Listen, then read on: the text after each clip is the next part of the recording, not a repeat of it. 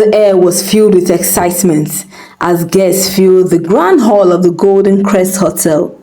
The chandeliers shone, casting a golden complexion over the floral decorations that adorned every corner of the massive ballroom. It was the wedding of the year, and everyone who mattered in town was in attendance. Amara, the bride, sat in the dressing room, gazing at her reflection. She turned to her best friend Chika, who was adjusting her crown. "Are you sure this looks good?" Amara asked. Chika smiled. "You look breathtaking, my dear. If that one doesn't faint at your sight, I will be shocked, Jare."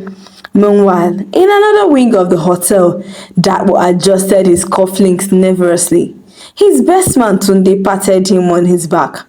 "You are about to marry the love of your life. Why do you act like you are about to be sentenced?" Dapo chuckled, shaking his head. "I don't know, man. It's just a weird feeling, like something is off, you know." "Cold feet? It happens. Just breathe. Everything will be perfect." That was sighed and nodded, but deep down he couldn't shake the uneasiness. As Amara sat in front of her mirror, her mother, Mrs. Ifoma, walked in, looking elegant in her beautiful outfit, but her eyes held a strange sadness. She sat beside her daughter, taking her hand in hers. "Amara, are you sure about this wedding?" her mother asked softly. Amara frowned. "Mommy, what kind of question is that now? That one and I love each other. Why would you even ask that?" Ifoma hesitated, glancing at Chika, who took the hint and stepped out. "My daughter, there are things you do not know, things that could change everything, no." Amara's heart pounded. "Mommy, you're scaring me. What is it? What is it now?" Before her mother could answer, there was a knock on the door. It was the wedding coordinator. "It's time. The ceremony is about to start." Mrs. Ifoma hesitated, then forced a smile. "We will talk later, my child. Go and be happy." But as Amara walked towards the ballroom, she couldn't shake the heavy feeling in her chest. Something was terribly wrong. As the guests settled in their seats, moments of excitement filled the air, and the officiating minister stood by, waiting for the ceremony to begin. Dapo stood at the altar, his heart racing. His mother, Madam Funke, sat in the front row, smiling heartily to guests who came to greet her. Mrs. Ifoma found her way to the hall, happily greeting guests, but deep down she was unsettled. She knew something that could ruin the moment forever. She moved to Funke's seat and said, "Hello, Funke." Funke was Dapo's mother. She was shocked to see Ifoma, whom she knew from her very dark past. "Hi, Ifoma. It's been 20 what years now? How are you?" "I'm fine," Ifoma replied hesitantly.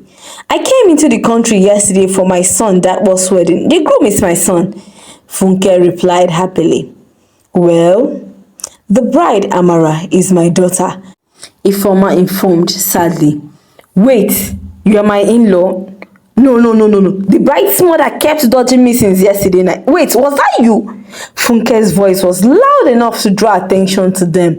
Ifoma immediately led her by the hand out of the ballroom before she could draw more attention. "Bring your voice down now. The children might hear us," Ifoma said, almost whispering. "This marriage cannot hold. Are they aware?" Funke asked, trembling. "Not yet," Ifoma replied, looking over her shoulders. You've known all along, didn't you?" Funke asked angrily. "I didn't know until after the traditional marriage. I didn't know how to handle it," Ifoma replied.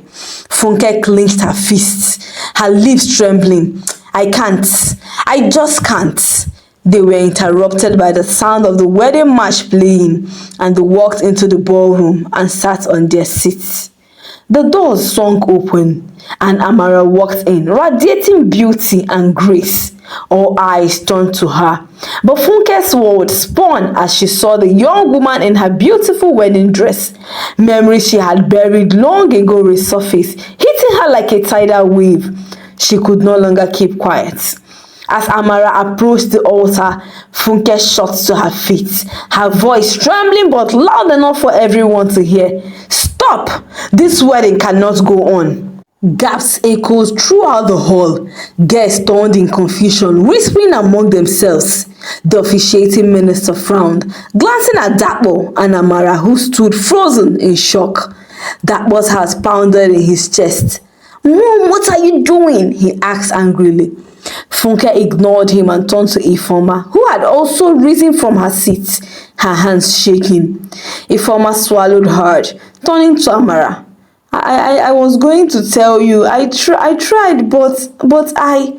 Tell us what? Amara's voice cut through the tension. Her hands trembled as she looked between her mother and Funke. What is happening? Funke took a deep breath. Her eyes filled with unshed tears. Dapo, Amara, you are siblings. You have the same father. Silence fell over the hall like a heavy cloud. For a moment, no one moved, not even the air around them. No one spoke. Then, as if struck by lightning, Amara staggered back. What? No, that's not possible. Dapo felt like the floor beneath him had collapsed. Mom, what are you saying? This has to be a mistake, right? Funke replied amidst tears. It's not a mistake. I never told you about your father's past. I never told you he had another woman and another child. The guests erupted in murmurs, some shaking their heads in disbelief, while others pulled out their phones to record the unfolding scandal. Tunde grabbed Dapo's arm. Bro, let's step outside, quick. No, Dapo snapped, his voice breaking. He turned to his mother. Why now? Why would you wait until today to tell us this? Funke stopped. I just found out a few minutes ago. Amara felt her knees weaken. Chika rushed forward, catching her before she could last. This can't be real. Well, we are about to be married. We love each other, right? Dapo clenched his fists, his chest rising and falling with heavy breaths.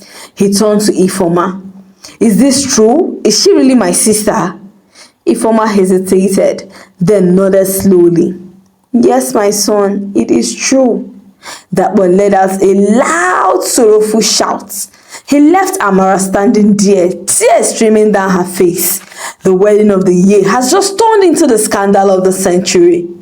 Guests whispered amongst themselves, unsure whether to leave or stay. Some pitied the young couple, while others enjoyed the drama, eager to spread the gossip. Amara felt her breath coming in short gasps. Mama, how could this be true? How could we hide something this important? Her voice broke, her vision blurred by tears. Ifeoma reached for her daughter, but Amara pulled away. I need answers, and I need them now. The world around Dapo blurred as his mind replayed his mother's words. You are siblings. You have the same father. The revelation felt like a dagger to his soul. He barely noticed the guests whispering as he pushed past them, ignoring Tunde's calls. His legs carried him out of the hotel, away from the scene that shattered his dreams. He needed air. He needed space. He needed to wake up from this nightmare. Outside, the sun was still shining, but for Dapo, everything had turned to darkness. He collapsed onto a nearby bench, clutching his head. His entire life had been a lie. The woman he loved, the one he had planned a future with, was his sister. How could this happen? His phone buzzed repeatedly in his pocket. He pulled it out and saw Amara's name flashing on the screen. He hesitated before pressing decline. He couldn't talk to her. Not now, not yet. Tunde finally caught up with him, panting. Bro, talk to me. What the hell just happened? Dapo let out a bitter laugh. My mother just ruined my life. That was what happened. Tunde sat beside him, shaking his head. Man, this is insane. I don't even know what to say. Dapo clenched his jaw. Neither do I. And right now, I don't want to think. I just want to get out of here. Without another word, he rose to his feet and hailed a passing cab as he got in. Tunde called after him. Where are you going? I don't know, Dapo replied, but I can't stay here. And with that, the cab sped away, leaving behind the chaos he no longer wanted to face. Back inside the hall, Amara stood frozen, surrounded by murmuring guests. Her heart felt like it had been ripped out of her chest. The man she loved, the man she was supposed to marry, was her brother. How could fate be so cruel? Her mother, Mrs. Ifoma, reached for her, but Amara stepped back. Mama, how could you? How could you keep something this big from me? Her voice cracked as fresh tears streamed down her face. I wanted to tell you, Ifoma whispered, her own eyes brimming with tears. But I was afraid. I thought it wouldn't come to this. Wouldn't come to this? Amara repeated, her voice rising. I almost married my own brother. Do you know what that means? Do you know what you've done? Funke, that was mother, watched as the scene unfolded. Guilt etched all over her face. I'm sorry, she said, her voice barely above a whisper. Amara turned to her, eyes blazing with anger. Why didn't you? Why wait until now? Did you enjoy watching me fall in love with my own brother? Funke flinched. No, of course not. I will regret this for the rest of my life. Chika placed a gentle hand on Amara's shoulder. We should leave, Amara. You need to get out of here. Amara's legs felt weak, but she nodded. Yes, I can't stay here. With Chika's help, she walked out of the hall, leaving behind the remnants of what was supposed to be her happiest day. The wedding guests, still in shock, wasted no time in dissecting the scandal. Social media was already flooded with whispers and speculations. Did you hear? The bride and groom are siblings. Imagine finding out on your wedding day. God forbid bad thing. One guest, a socialite named Madame Beatrice, shook her head dramatically. I always knew something was fishy about that family. Such secrets can never stay hidden forever. Her friend Clara leaned in closer. Do you think the parents knew all along? Of course, of course. Mothers always know these things, but they wanted to protect themselves. Now look at the mess. Elsewhere, Tunde scrolled through his phone, shaking his head. Damn, this thing has gone viral. People are talking about it everywhere. This is crazy. Another groomsman sighed. Poor Dapo, poor Amara. Their lives will never be the same. As the gossip spread like wildfire, Funke and Ifoma sat together in a secluded corner, both women drowning in their guilt. The secret they had buried for years had finally exploded, and now there was no turning back. Amara sat on the couch in her mother's living room, staring blankly at the wall. The wedding dress was gone, replaced with a simple house dress, but the pain in her chest remained. She wished she could change it. Chika sat beside her, holding her hand. Amara, you need to eat something. Amara shook her head. I can't. I feel sick. Just then, Ifoma entered the room, her face pale and drawn. Amara, please, let me explain. Amara's gaze was cold. Explain? What's left to explain? That you and Funke kept this secret while Dapo and I fell in love? That you let me dream of a future that was never real? Ifoma sank into a chair. I wanted to protect you. I thought I was doing right Amara let out a bitter laugh. That's right, Abi. Mama, you destroyed me. You destroyed us. Tears welled in Ifoma's eyes, but she had no words. There was nothing she could say to take away the pain she had caused. Meanwhile, miles away, Dapo sat alone in a hotel room, a bottle of whiskey in his hand. He hadn't cried. He hadn't screamed. He just sat there, staring into nothing, trying to understand how his world fell apart in just one day. He reached for his phone, his fingers hovering over Amara's name. He wanted to call her, to hear her voice, to tell her they would get through this together. But how could they? In the end, he placed the phone down, leaned back, closed his eyes. He didn't know what the future held, but he knew something. Nothing would ever be the same again. A knock at the door startled him. He ignored it at first, but it persisted. With a heavy sigh, he got up and opened the door.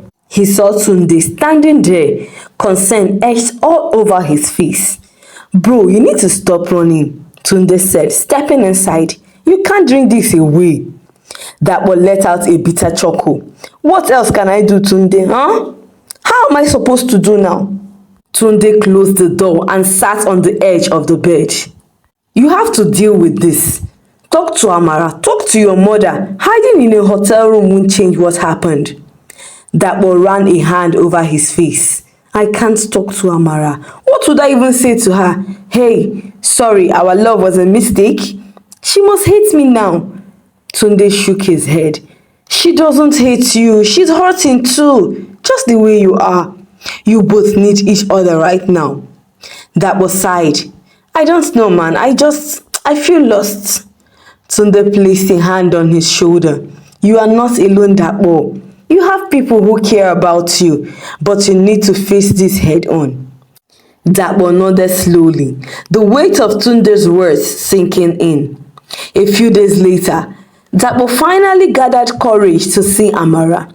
He stood outside her house, his palms sweaty. He had no idea what he was going to see, but he knew he had to see her. When Chika opened the door and saw him, she hesitated. Dapo, I don't know if she's ready to see you. Please, Chika, I just need 5 minutes. Chika sighed before stepping aside. Fine, but if she tells you to leave, you leave. Dapo nodded in agreement and stepped inside. He found Amara sitting on a couch, her hands wrapped around herself. When she saw him, her expression hardened. Why are you here, Dapo? He swallowed hard. I just needed to see you, to say something. Amara looked away. What is there to say? Our love was a lie. Dapo shook his head. No, it wasn't. What we felt was real, Amara. The circumstances were a lie, not us. His eyes filled with tears. But it doesn't change anything. We can never be together again. I know, Dapo whispered. And that kills me every day. But I don't want us to part like this, as enemies. She sighed, wiping her tears. I don't hate you, Dapo. I don't know how to move past this. He nodded. Me neither. But I want us to try. Even if we can't be lovers, can we at least not be strangers? Amara looked at him for a long time before nodding slowly. Maybe. One day. But not today. Dapo understood. He stood up, gave her one last look and walked away, knowing that healing would take time, but hoping that one day they could find peace. Just when everyone thought the scandal had reached its peak, a new twist emerged. A tall, distinguished-looking man arrived in town. He stepped out of his black SUV in front of Ifeoma's house, wearing a well-tailored suit that suggested affluence. The moment Ifeoma saw him, her face turned pale. Obinna, she whispered, gripping the door frame for support. Obinna, Ozemena, the father of both Amara and Dapo, had returned after years of being nothing but just a shadow in their lives. He looked at Ifeoma, his expression unreadable. We need to talk, now. Amara, who had been in the living room, walked to the door.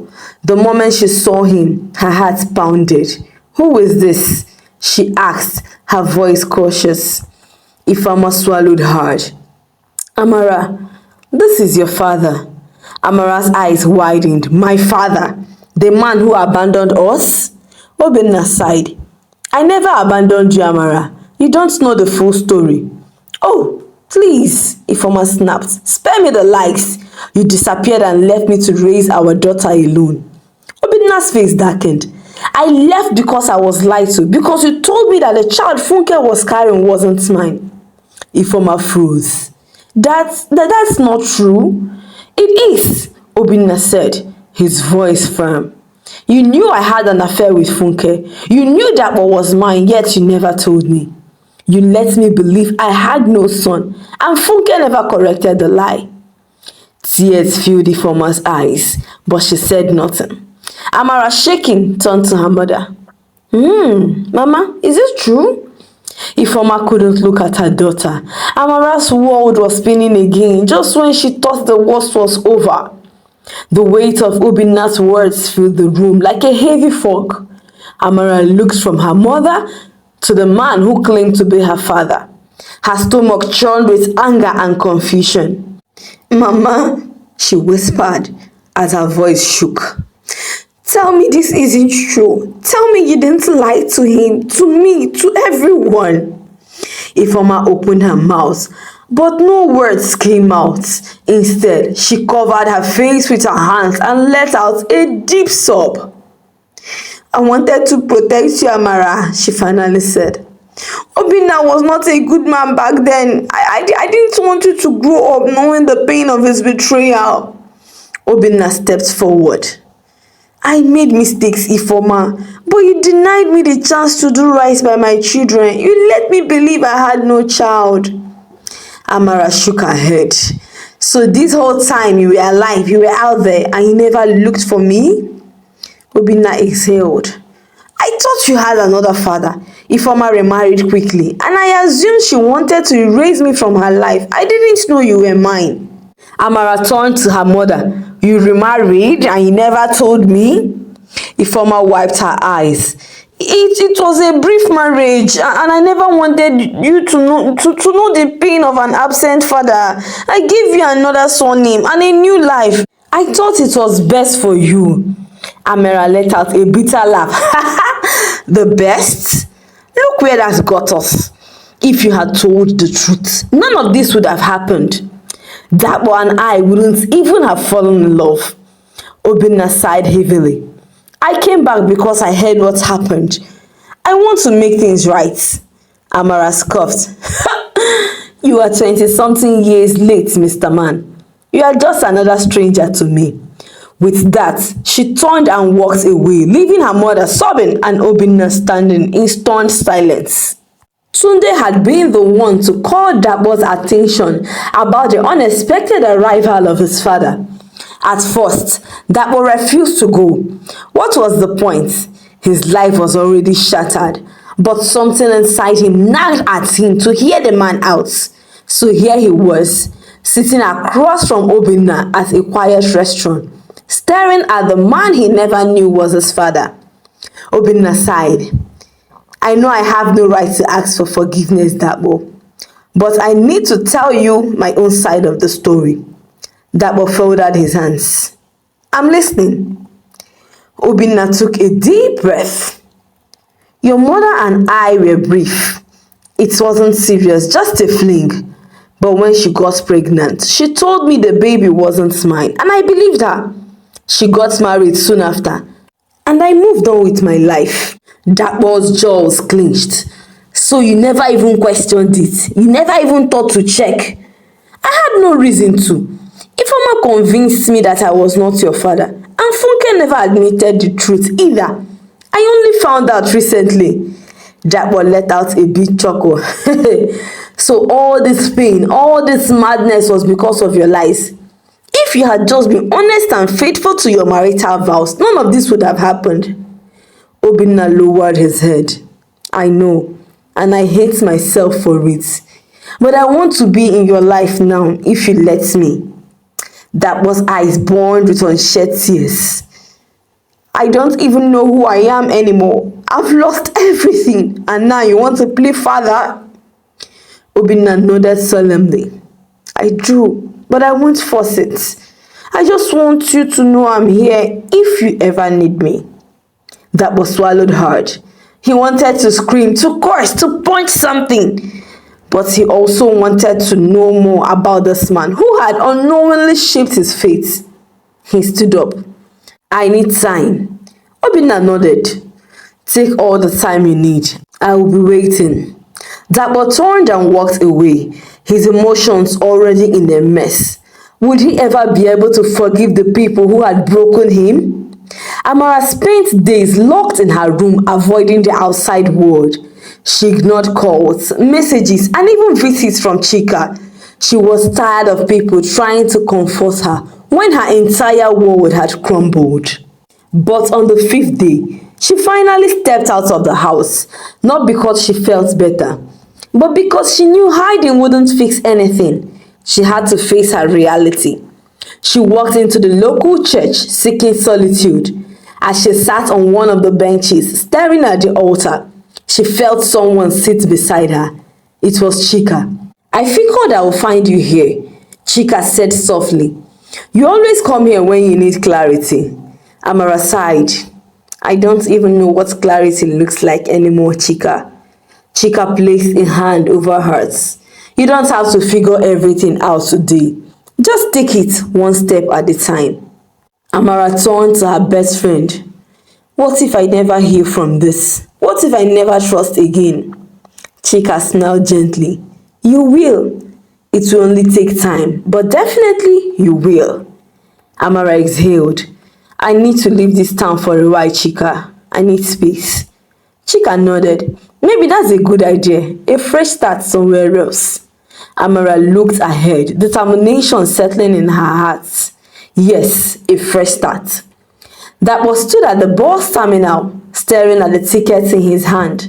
He had decided to leave too. There was nothing left for him here, only painful memories. Gossips and whispers of a scandal that refused to die down.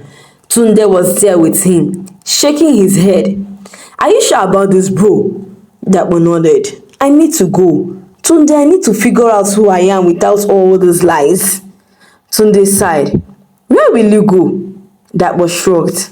"Abuja, maybe. Start fresh." Tunde patted his shoulder. "You know I support you, but just promise me one thing. Don't lose yourself in all this. You are more than this pain, Dapo." Dapo swallowed hard. "I will try." As he boarded the bus, he took one last look at the town he had called home. It was time to say goodbye. Months had passed. Amara was now in Port Harcourt, working in a publishing house. She had cut her hair short, a symbolic act of shedding the past. She was still healing, but each day was a step forward. One evening, as she sat in a cafe sipping coffee, her phone buzzed. It was an unknown number. Hesitantly, she answered. "Amara." Her breath caught. "Dapo." "Yes, I heard you moved. I just wanted to check on you." Amara smiled softly. "I'm doing okay. And you?" "I'm figuring things out." There was a pause. Then he said, "Maybe one day we can see each other again, as friends." Amara exhaled. Maybe one day. As she hung up, she felt lighter. The past would always be a part of her, but it no longer defined her. She was ready to move forward, to embrace whatever life had in store. A new beginning had finally arrived. Moral of the story: don't ruin people's lives just as Funke, Ifoma and Obinna almost ruined their children's lives. Stay faithful to your marital vows. Healing is a must, no matter the situation you find yourself in. As long as you are still alive, God is not done with you yet. Shout out to friends like Chika and Tunde. We see all you do for us and how you stand by us. We can't love you less. This is a call to appreciate all our true friendships for always holding our hands through the storm. Kindly share with me what you learned from the story. Kindly subscribe, share, like and turn on post notification. Till I bring another intriguing African story your way, God bless you.